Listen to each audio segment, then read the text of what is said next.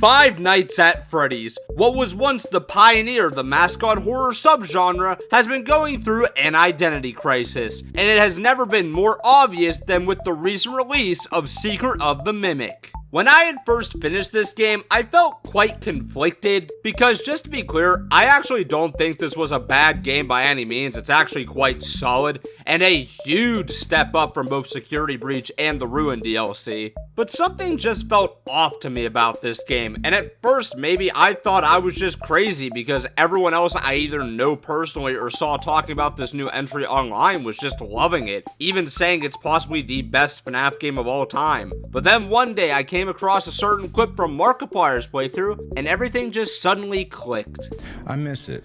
You know, when you have your favorite food from your childhood or something, and you're eating it, and you've been looking forward to it for a long time, you haven't had it in years, and then you go to take a bite, and you realize that they changed the recipe, and it's not that it's not good, but it's not what you've really wanted, you know?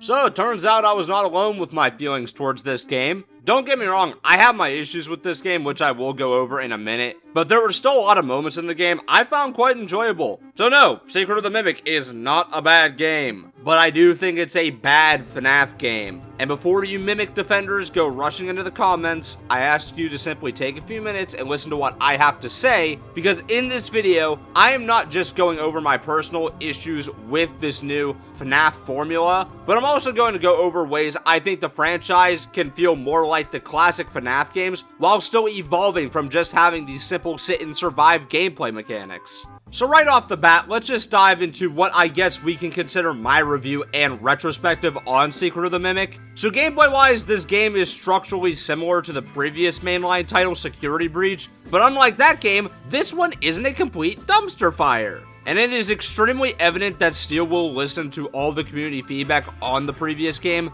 as aside from the insane amount of glitches at launch, Security Breach still had a lot of issues just baked into the core of the game that made me just personally despise the title. For example, the atmosphere was absolutely terrible for a horror game, the stealth gameplay just felt clunky, and in general, I found the entire game's gameplay just not very fun. So just to start off saying something very positive about Secret of the Mimic, yeah, literally every area of this game is a huge improvement over what I just complained about with Security Breach. The atmosphere of this game is way more fitting for the horror genre, and the gameplay, whether it was the puzzle solving or the stealth segments, felt far more fine-tuned. But I will say, I do think the various segments of this game are a bit of a mixed bag. There were certain parts of this game I absolutely despise playing through, like the Big Top section, and especially that one section with Chica and all the cupcakes. That was miserable. But at the same time, there are sequences in this game I really liked, such as the Jackie chase and facing off against Tiger Rock in that dark basement. Both of those sections I thought were done phenomenally.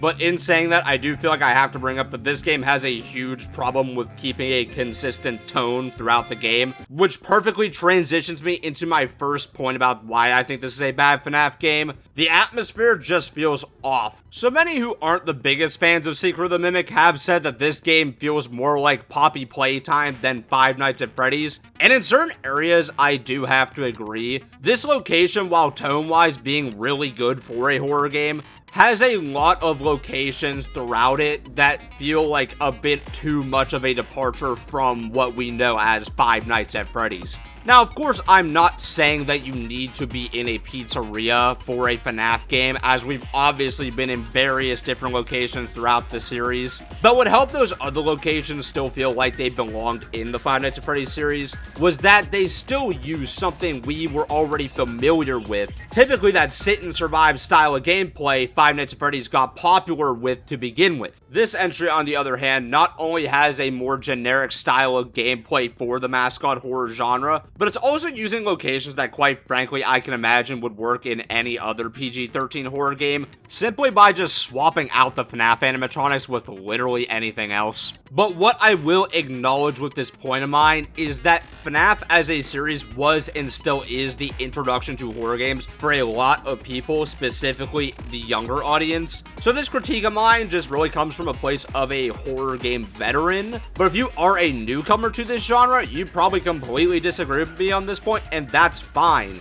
And another thing I will acknowledge that is completely my opinion that I think this style of gameplay isn't the best for Five Nights at Freddy's, because I know a lot of people love this style of gameplay for the franchise, and that's fine as well. I know it sounds like I'm countering my whole argument with this, but at the end of the day, I'm just acknowledging this is just my opinions and isn't just some objective statements. But just to move on from there, I never feel right making videos critiquing anything without offering a possible solution, because if I don't, this constructive criticism just simply turns into complaining, which I don't want this video to come across as, because again, seriously, I do think Steel Wool is a talented studio with talented people working there, and I'm sure they want the best for the FNAF franchise going forward as much as the fans do. So it's kind of funny to me that what I believe is the perfect direction for FNAF to go was actually done in the two recent non-Steel Wool FNAF projects, The Joy of Creation and Into the Pit. Yeah, I bet some of you thought I was just gonna mention Springtrap and Dead by Daylight and bring up how I wish FNAF was just an M-rated franchise now. And while I will admit, in a perfect world, that would be awesome, I'm not delusional. A lot of younger people do play this game, and while I think it's good to have more mature projects like this collab and The Joy of Creation, there still needs to be FNAF games for a teenage audience for the brand to remain as big as it is. That being said, what did both of these different FNAF projects accomplish that I believe Secret of the Mimic didn't? They figured out how to still feel like Five Nights at Freddy's while also still being a clear evolution from Scott Cawthon's games. So The Joy of Creation I won't spend as much time on because I feel like it's pretty self-explanatory, but for anyone who has seen or played the original or the demo of the remake, yeah, this game literally just feels like a FNAF game for the adults that grew up with the original saga. While we have the classic Five Nights formula in this game, there are different objectives each night, which makes the game feel like an evolution from just sitting in the office and closing doors, but also feels right at home in the FNAF franchise. Plus,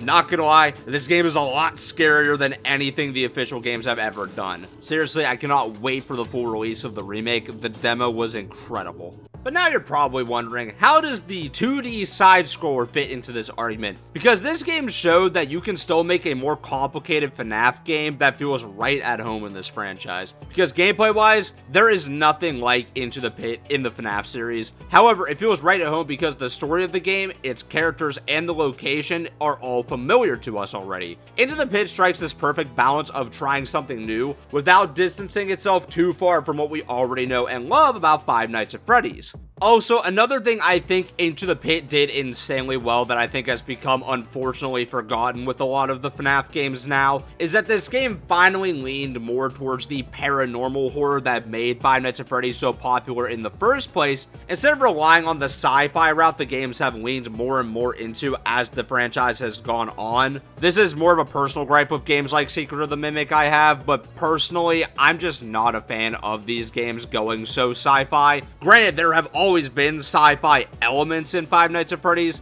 but in my personal opinion, I think the games are far more interesting and mysterious when we are forced to face these paranormal monsters we can't just explain versus, whoa, look, evil robot! Like, we understand absolutely everything about the Mimic, but this is a horror game. We don't have to know or understand everything about the monster we're facing, because in my opinion, that actually makes them scarier. But hey, that's just my opinion. A game opinion. Like, I had to throw a MatPat reference in here somewhere, okay? Well, with all of that being said, I am confident in saying that this will probably be a more divisive video of mine, but that's okay, because those are my honest thoughts, and even if you don't agree with my takes, I want you to know that when you watch my videos, you are getting honest content. So in conclusion, my personal belief is FNAF is able to branch out into different styles of gameplay or locations, but they need to keep an element in the game that is familiar to the franchise to not just feel like it's gone way too far in a new direction. So if you enjoyed this video, please drop a like and subscribe and let me know your thoughts on everything down in the comments. That's all for now. See ya.